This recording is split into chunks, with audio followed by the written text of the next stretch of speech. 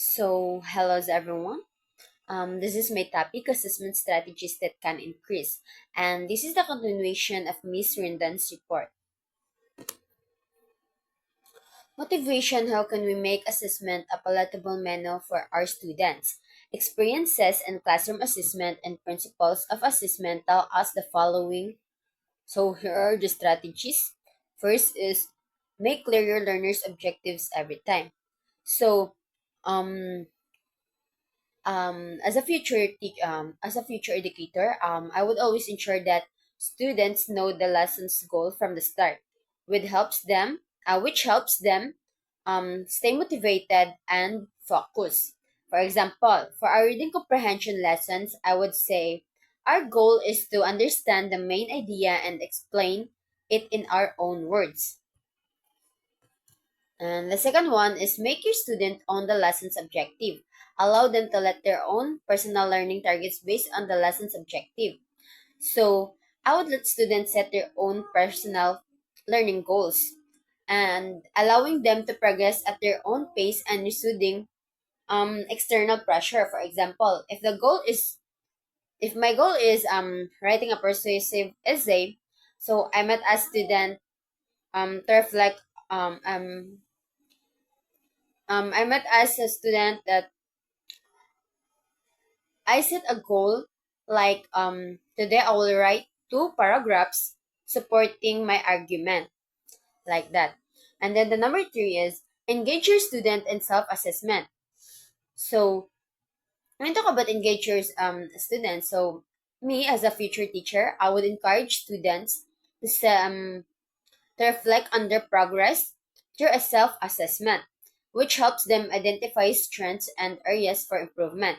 So example is after a group project, um, student would rate their contributions on teamwork, time management, and quality research. So by using these strategies, I would foster an environment um, where assessment is a motivating, empowering part of the learning process. When learners are given the opportunity to evaluate their own performance, they bring to mind personal tasks and strategy variables applicable to them.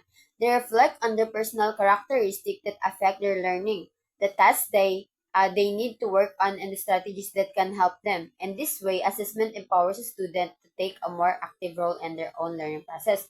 So first is practice criterion preference assessment rather than norm um, ref, reference assessment.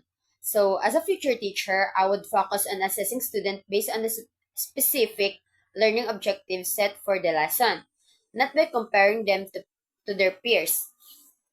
And this ensures that each student is evaluated under individual um, progress rather than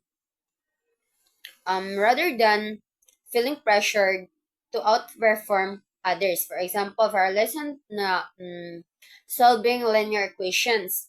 So I would measure success by whether each student can correctly solve a set of problems.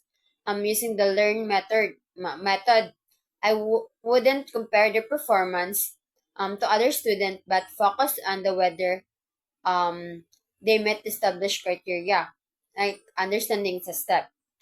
And the second one is if assessment is certainly based on established criterion. So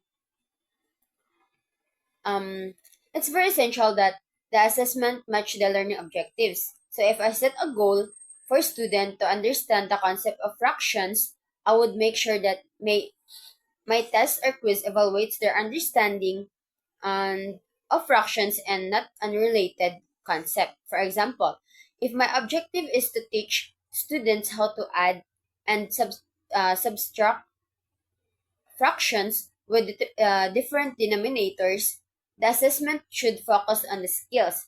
If I test them on multiplication of fractions instead, it can create confusion and discourage students.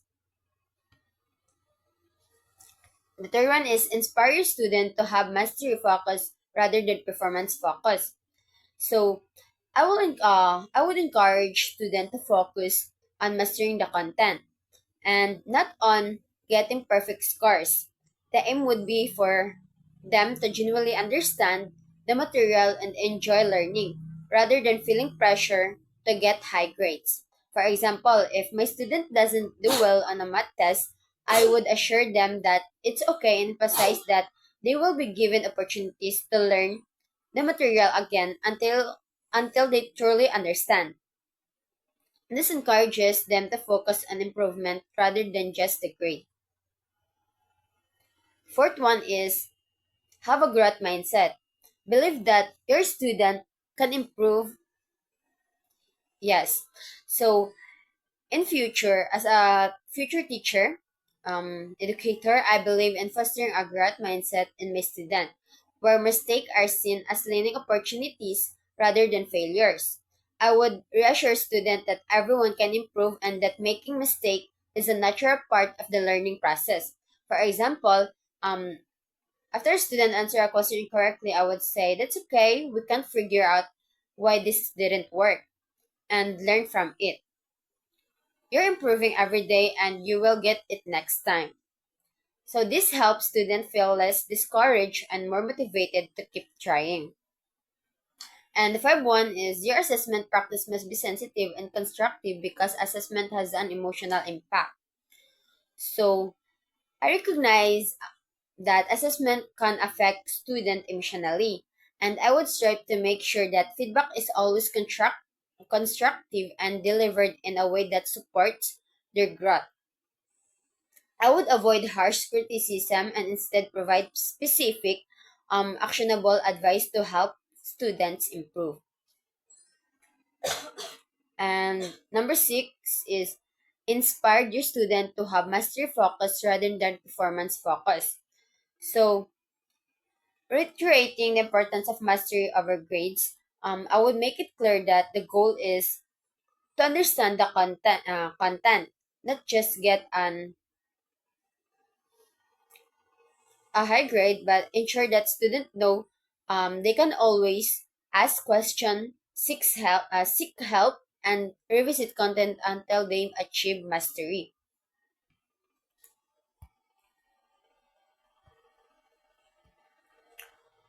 And then number 7, have a great mindset. So encourage growth with mistakes.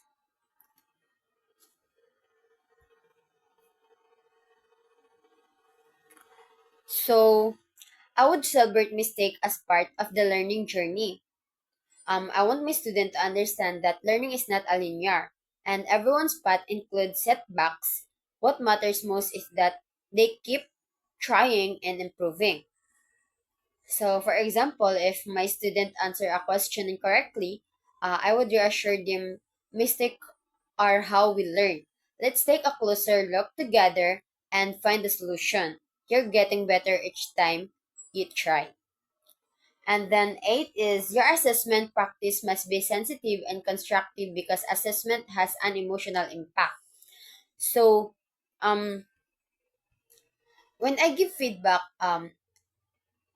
in future, when I give feedback, I would careful with my language, making sure it is motivating and encourages students to improve. Negative or harsh feedback can lower self-confidence, especially that I teach elementary. So it's very important to focus on constructive guidance. And then 9 is don't make the test too difficult to discourage students, nor too easy to make them complacent.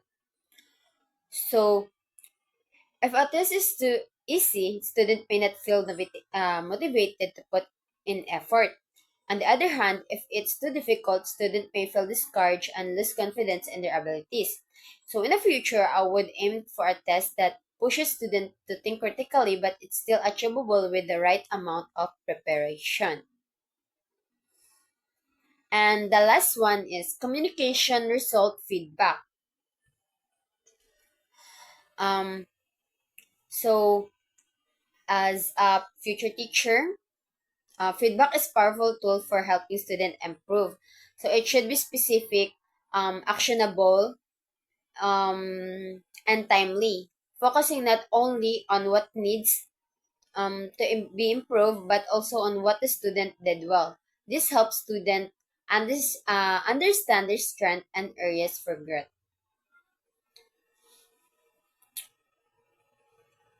So, by following these practices, I am to create an environment where my students feel supported and motivated, helping them achieve their full potential without feeling discouraged or overwhelmed by assessments.